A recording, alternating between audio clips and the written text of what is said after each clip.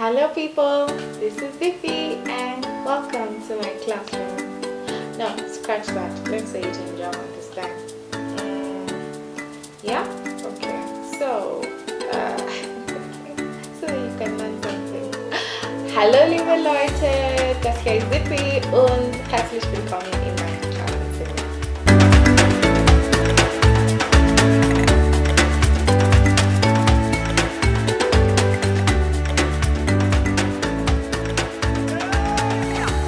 Today's episode is how you and I can keep all children safe online. Okay, so if you're a parent, how can you keep your own child safe when they're online?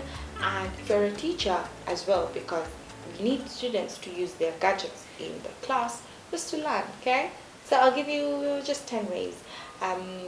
Very quickly. Number one, have an honest and open conversation with that child. Do not wait until it's too late. It's sort of like giving them a manual or a training on things that they can or cannot do. Let them know that. Don't you bought them a laptop here. Okay, this is a phone. This is a phone here. It's not like you're buying them a calculator. They're things that they need to learn first, and just like you'd go to school to learn a certain skill, they need to know how to keep themselves safe online, because you're not there with them every single time they're using the gadget. So I'd recommend that have that discussion with them before. Don't give them the device and then now is when you're telling them how to. No, way before. Start preparing them mentally. If my child is studying this age, I feel like it's appropriate for them to have this gadget. Let them have that conversation first. Okay. And before we continue, have you subscribed? I know, have you? Because I know we forget.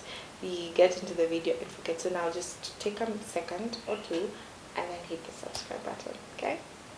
Thank you. So next up, set rules and boundaries. So your child needs to know these are the sites you're permitted to visit, and these are the sites I should never see you visiting, or any other that falls within this category.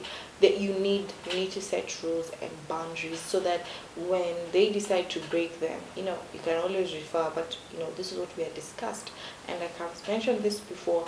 Where there are rules broken, that means there are consequences. So as you're setting rules and boundaries, also communicate those consequences. So what happens when these happen? Like take away your device for 30 days, or take away your gadgets for 3 months. It's up to you depending on that infraction. Again, use parental control software, and you'll see very many sites will have parental control, just the way you have on your TV. If you're on Netflix, there's parental control. Visit that and don't say, Mimi and tech, I don't know how to do those things. No, everything's usually very simply laid out. Just follow the steps on your whatever some program or device or software that you are using, and get to the bottom of it. Okay, because we really need to keep these children safe. Again, teach them to be careful with their own personal information. They can't be online and they are sharing their house address. They are sharing, every minor detail about themselves. We've seen, people's identities being stolen, people being kidnapped online because of such things. Why are they telling people every single thing about them? No, they really have to keep themselves safe by protecting their personal information. Also, educate them on the dangers of cyberbullying. And we might assume that our child might be bullied, but your child might also be the bully. So we need to educate them on both sides. So this is cyberbullying, this is what it means, this is trolling, this is this, and what happens, when you bully someone. This, they live with these scars for life. What happens when you're bullied and you end up having all these self-esteem issues for life, and give them instances of where these things have happened so that they know, wait a minute, it's not just theory, these things have actually happened to other children like me. So they have to know cyberbullying is not something to be taken lightly because you've seen this girl, all of a sudden you're busy commenting and telling them, how skinny they are or how fat they are or how their whole face is full of pimples like this and that. That is a form of cyberbullying and it must be stopped. But charity begins at home. But also, what happens when they are the victims? You have to have that discussion. Now, just let alone online, interactions, but just social media on its own. I know many parents tell their children, no, you're not allowed to be on Instagram, you're not allowed to be on Snapchat, you can't be on this, on whatever other site. And instead of banning them from these sites, teach them how to use them, okay? Before you're going to drive a car, don't drive that car, but now you're taught how to drive it, and then now you can be learned to drive. Same thing, let's give our children these skills. Let them know you cannot be sharing some kind of content, okay? If you're taking photos, make sure they're all decent, that you cannot be putting up very, very provocative photos on your social media page. Teach them on how to interact with strangers, that it's a no. If somebody posts a bad comment, block them on the spot. Do not entertain that. You're not who they say you are.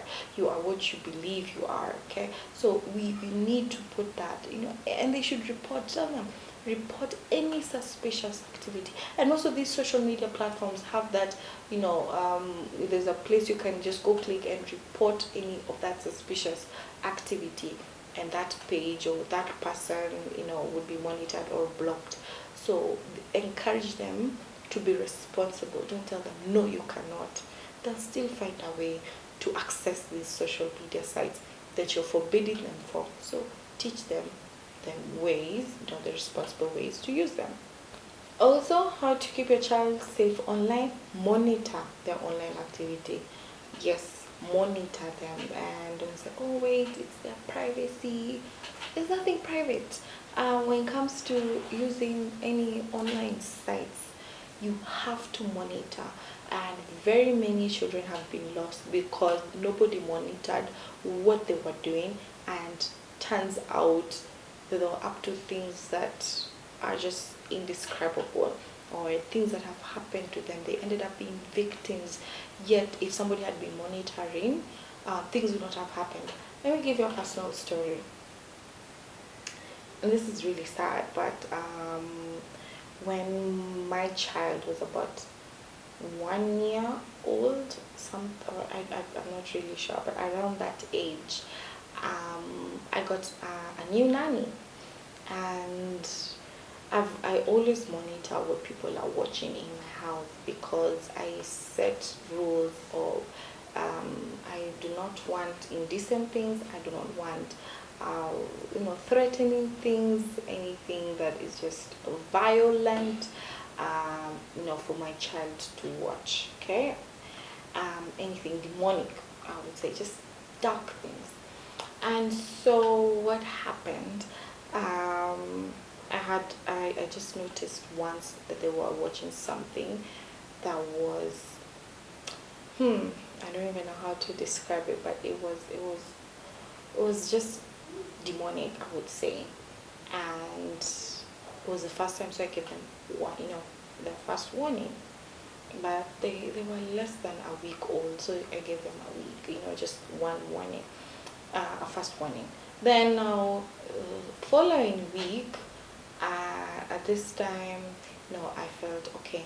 Now I can leave her with the child, and father and I just decided to leave the house.